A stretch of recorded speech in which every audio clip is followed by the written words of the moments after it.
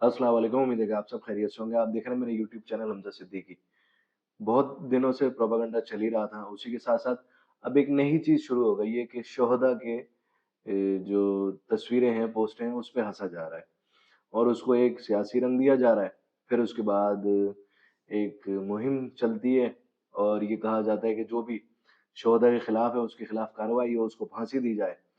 तो फिर जो है एक सियासी जमात सामने आती है और अली मोहम्मद खान की शक्ल में और बाकी दीगर जो साबिक वुज़रा और दीगर इनके सियासी लोग हैं, उनकी शक्ल में आके कहते हैं कि ये तो हमारे लोग ही नहीं हैं।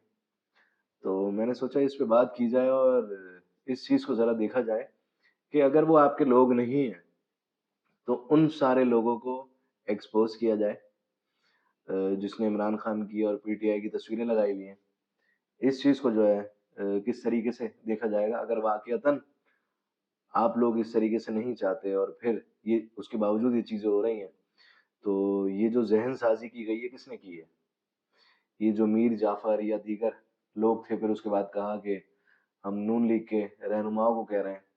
तो ये एक सिचुएशन पहले से क्रिएट की गई और उसके बाद ये सबसे पहला वाक़या हुआ लेफ्टिनेंट जनरल सरफ़राज़ शहीद जब हुए, उनके हेलीकॉप्टर जो है एक उसमें आ गया, ज़द में आ गया तूफ़ान की।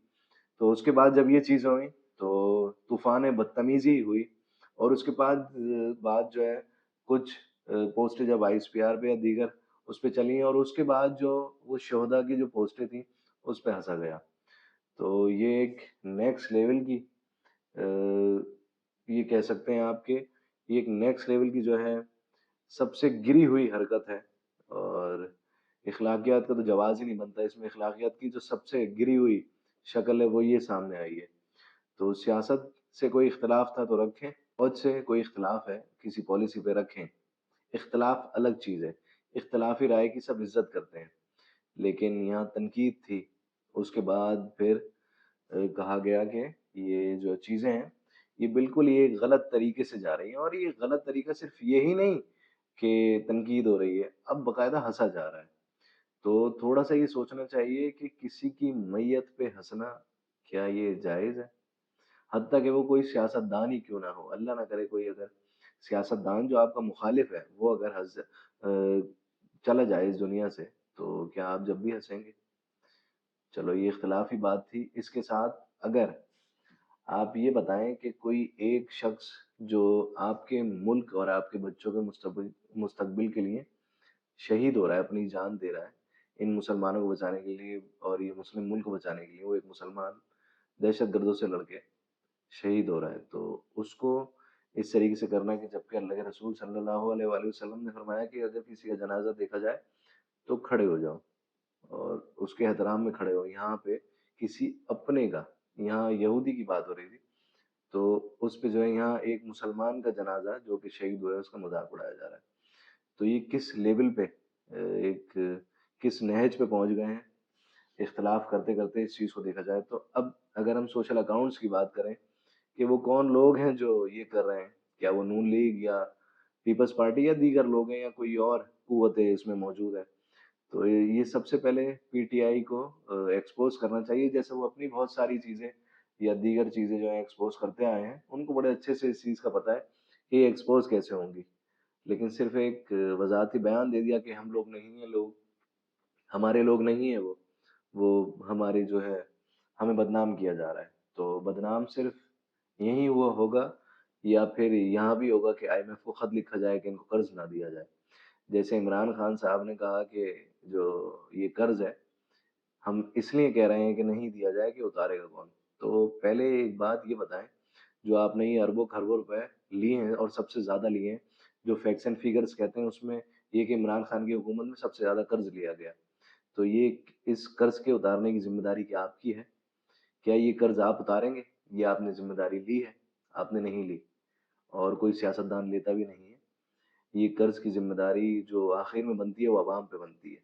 वो जो अरबों-खरबों डॉलर लिए जिसकी आपने करप्शन की या नहीं की, वो सारे पैसे अवाम ने देने हैं। लिए आपने हैं और देने आपने नहीं अवाम ने हैं। तो जब ये बात आती है तो आप कहते हो कि मैंने मुल्क के लिए लिए और अवाम के लिए लिए, मैं एक वज़ीर-ए-आज़म था। तो वही बात है कि इमरान खान को पैसे नहीं दिए गए, اور ایسے ہی شہباز شریف یا آصف علی زرداری کو پیسے نہیں دیے جا رہے. یہ ملک پاکستان اور وزیر اعظم پاکستان کو جو ہے یہ قرض کی مد میں جو ہے پیسے مل رہے ہیں. تو اس کی ادائیگی بھی کوئی وزیر اعظم یا صدر ہی کرے گا، لیکن اس میں ٹیکسز بڑھائے گا وہ عوام پہ. آپ کا کوئی کردار نہیں ہے، آپ نے ذمہ داری نہیں لینی ہے. اور اگر آپ نے ذمہ داری لینی ہے تو وہ جو کھربوں ڈالر لیے ہیں آپ نے، آپ ذرا اس کو اتار دیں، باقی بات بعد میں کریں گے. پھر چلتے ہیں ہم کہ یہ جو شہداء کے ساتھ ہوا ہے اور یہ جو ان کا مقام ہے وہ اللہ نے بہت اوپر رکھا ہے. تو یہ جو ذلیل حرکتیں کر رہے ہیں وہ خود بھی انشاءاللہ دنیا میں بھی اور آخرت میں بھی ذلیل ہوں گے. اگر ان کے حق میں ہدایت ہے تو اللہ ان کو ہدایت دے، ورنہ اللہ ان کو برباد کرے. یہ ایک دل سے نکلی ہوئی ہر ماں کی بد دعا ہے. تو اگر ہم بات کرتے ہیں کہ کیا بڑے صاف اور شفاف لوگ ہیں اور آپ لوگ جو ہے بڑی عزت سے احترام سے بات کرتے ہیں، تو میرے پاس کچھ پروف اور سوشل میڈیا پہ چلتے ہوئے کچھ بھائی اور بہنوں نے پروف رکھے ہیں، اس پہ بھی آپ نظر ثانی کریں. اور مریم میڈنس جیسے لوگ جو ٹویٹر پہ اور دیگر جگہوں پہ اور ٹک ٹاک کے، ٹویٹر کے اور دیگر فیس بک کے جو مشہور نام ہیں، کیا ان لوگوں نے فوج اور پہلے جنرل باجوہ اور اب general Asim Munir army chief جو ہیں، ان سب کے خلاف مہم نہیں چلائی؟ اور کیا آپ کے ریلیوں میں اور جو اوورسیز پاکستانیوں نے، آپ کے جو لوگ تھے انہوں نے جو وہاں احتجاج کیا، کیا اس میں انڈین فلیگز نہیں موجود تھے؟ کیا موہت پیر زادہ اور دیگر صحافی آپ کے لوگ نہیں جو کہ انڈیا سے مدد مانگنے کی اور پاکستان کو اسپیس نہ دینے کی کوشش یا بیانات، یہ جو ذہن سازی کی جا رہی ہے کون چلا رہا ہے؟ پھر اس کے بعد جو میجر گورا باریہ ہے، اس کی ویڈیوز اور دیگر چیزیں کس نے چلائیں؟ اس کو کون آگے لایا؟ اس کی جو چیزیں وائرل کی وہ کن اکاؤنٹ سے ہوئی؟ کیا آپ کو نہیں معلوم؟ اور اگر نہیں معلوم تو یہ پھر بہت ہی زیادہ بدترین ایڈمنسٹریشن ہے کہ اس کی اپنی جماعت کو یہ نہیں پتا کہ اس کے لوگ کیا کر رہے ہیں. اور اگر ایسا ہے اور یہ چیز آپ کو نہیں پتا تو پھر ذمہ داری بنتی ہے کہ ان کو آپ نے نکال دینا ہے، قانونی کارروائی کرنی ہے. ایک چیز. دوسرا یہ کہ لوگ کہتے ہیں کہ ہم جو ہے قانونی کارروائی چاہتے ہیں. 9 مئی کا جو ایک نعمان بھائی ہیں کراچی میں، ان پہ الزام لگایا کہ یہ کوئی فوج کا ایجنسی کا بندہ ہے. تو پتہ چلا کہ وہ نعمان بھائی جو ایک ملک کا دفاع کر رہا ہے وہ شخص بھی نہیں ہے، وہ کوئی ایک دوسرا شخص تھا، اور وہ پی ٹی آئی کا شخص تھا. اس کو ایکسپوز منصور علی خان نے بھی کیا تھا. تو منصور علی خان کو چھوڑ دیجیے گا، اس کے ایکسپوز اور دیگر فیکٹس اینڈ فیگرس کو پڑھ لیجیے گا. تو کیونکہ یہاں پہ جب شکل آ جاتی ہے تو اس چیز کو سنا نہیں جاتا. ہماری یہ کمزوری اور بدبختی ہے کہ ہم یہ دیکھ رہے ہوتے ہیں کہ یہ بول کون رہا ہے، ہم یہ نہیں دیکھ رہے ہوتے کہ یہ بول کیا رہا ہے. تو ہماری جو اخلاقی جواز ہے وہ ہمارے یہاں اس کا بھی جنازہ نکل گیا ہے کہ ہم نے جو ہے ان ساری چیزوں کو دیکھنا ہی نہیں ہے.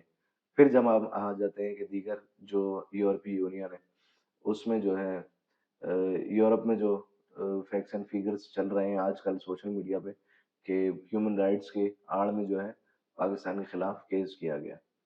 پھر جو دیگر امریکنز یا امریکہ میں یا دیگر ممالک کو فوجی سروسز کے جو فنڈز ملتے ہیں شہداء کے، اس پہ وہ بھی کٹ کروائے گئے ہیں کہ جو یہ بات کرتے ہیں سپاہی اور شہداء کی، ان کا جو فنڈ دنیا کو ملتا ہے جیسے انڈیا کو ملتا ہے، انڈیا کے جو فوجی مرے ہیں اور یہاں پہ جو دیگر جو فوجی شہید ہوئے ہیں پاکستان میں، ان کی جو فیکٹس اینڈ فیگرز ہیں اگر اس کو ہم اٹھائیں، اس میں ہم دیکھیں کہ یہ جو چیزیں موجود ہیں کیا وہ کسی اور نے کی ہیں یا وہ لوگ کوئی اور تھے، یا پھر یہ جو آئی ایم ایف کے باہر جو احتجاج کیا ہے وہ لوگ کوئی اور ہیں.